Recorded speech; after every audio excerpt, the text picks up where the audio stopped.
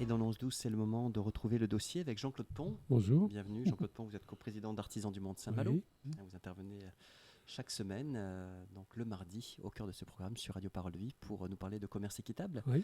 Aujourd'hui, on va au Moyen-Orient. Oui.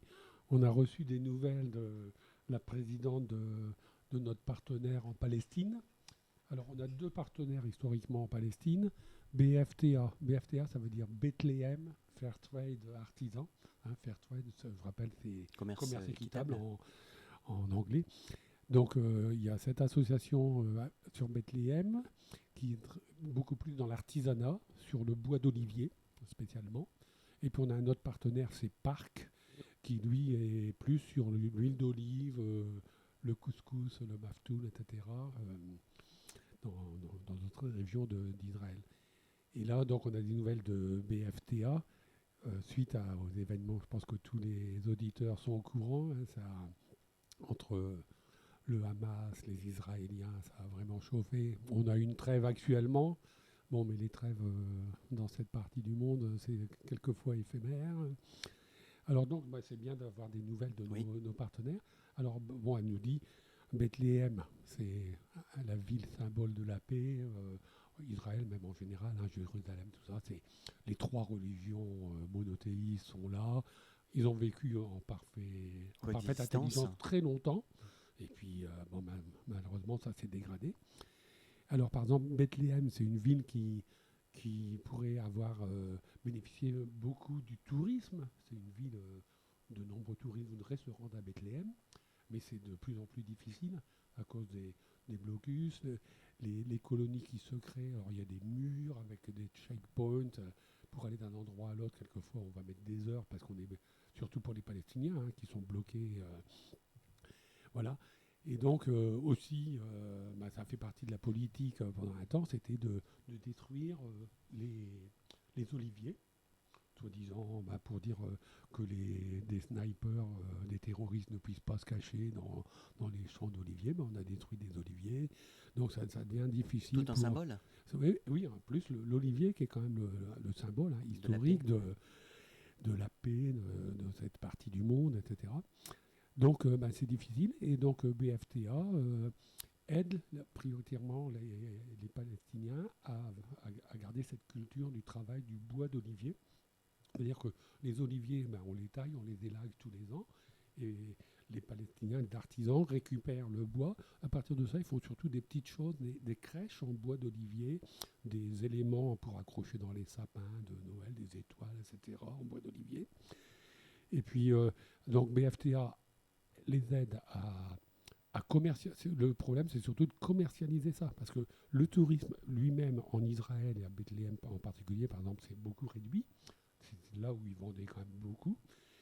Donc maintenant, c'est la vente à l'international. Mais pour ça, ça veut dire il faut constituer une filière, il faut avoir un site internet, etc. Donc ils ont aidé à créer cette filière de commercialisation et puis à professionnaliser les artisans sur la gestion, améliorer leur technique de travail, etc. Des cours donc d'informatique, des cours d'anglais pour l'international. Après, travailler aussi, comme toujours, à la santé de cette population concernée, etc. Alors leur principe aussi, moi je trouve que c'est intéressant, c'est que c'est un réseau d'ateliers familiaux. Ce ne sont pas des grosses coopératives, non, c'est un rassemblement d'ateliers familiaux. Le mari il travaille les tâches souvent à l'atelier vraiment manuel, et puis la femme au packaging, à l'expédition, etc.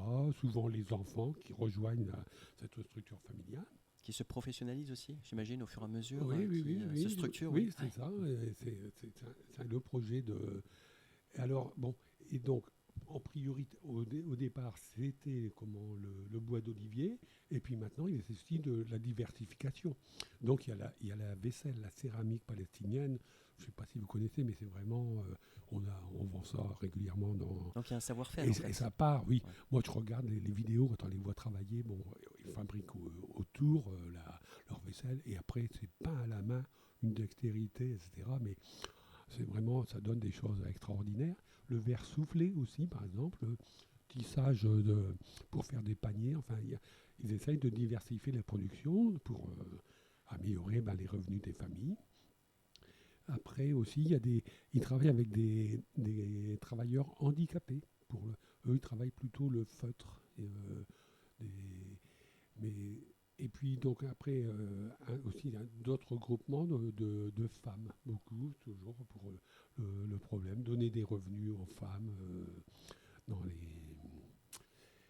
leur permettre d'avoir des revenus, de l'indépendance, de l'indépendance, d'affirmer leur statut de palestinienne, etc. Alors bon, la présidente, la Suzanne, qui nous dit, on voit vraiment que pour eux, il y a d'un côté l'armée israélienne, le gouvernement israélien qui les menace, mais il y a aussi le Hamas, les terroristes, elles sont pris entre deux feux, et elles, ce qu'elles demandent, c'est la paix. Alors elle essaye aussi de rejoindre des groupes de femmes à l'international pour essayer de faire pression, de faire des appels à l'ONU, à l'Amérique et aussi à la France.